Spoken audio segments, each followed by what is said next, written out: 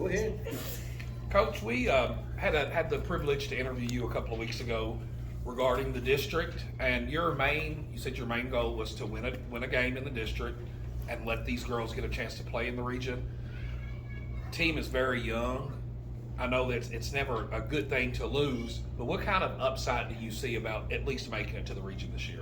It gave the younger girls the ability to play on the floor. You know, I'm sure for these three it was kind of a big adjustment once you step out on the floor. We not really got to talk about it.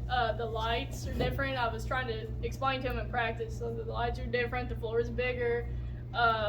We talked about the 3-point line. You know, some kids still shot a little deep tonight, but you know they're learning. It's part of it.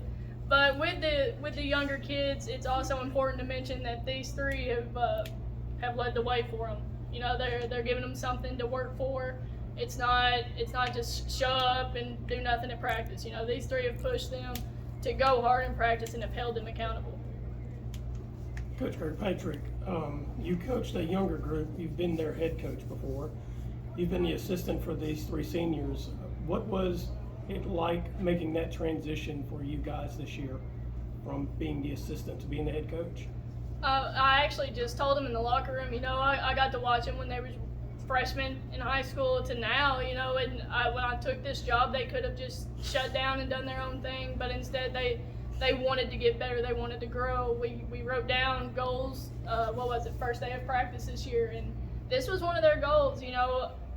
They've been very coachable, they've listened, they fed off of each other, they're not selfish kids, they want to grow and get better. How about let's start with you, Mia. How about that relationship that you guys have had with Coach Kirkpatrick this year? I wouldn't say it changed really. I think we've always really expected her just because we knew her experience coming in. She definitely got more vocal, I guess. But I don't know. She'll always try to say that she's a better shooter than me. That hasn't changed. But I don't know. She's a great coach, and I'm looking forward to seeing all that she accomplishes as well as the younger girls. How about for you, Ashton? I mean, yeah, the 3 years she was assistant, I mean, we still respected her, but she really never put her 2 cents in. She let the head coach do what he wanted, and she was just kind of there backing him up. So she was more like a friend. But when she came to be head coach, we still all respected her and just trusted her and that she knew what she was doing. How about for you, Cadence? She's the best coach I've ever had, hands down. Whenever she became head coach, I knew that we were going to go, it was going to improve from last year. She had confidence in us from day one before we ever even got better. She knew that it was going to go up. So it was her faith in us that made us have that season. Coaches, had you seen a variety of presses and defenses that Roland Green showed tonight during the season, maybe a couple of times? Yeah, we actually opened up the season with a 1-2-2 from Logan County.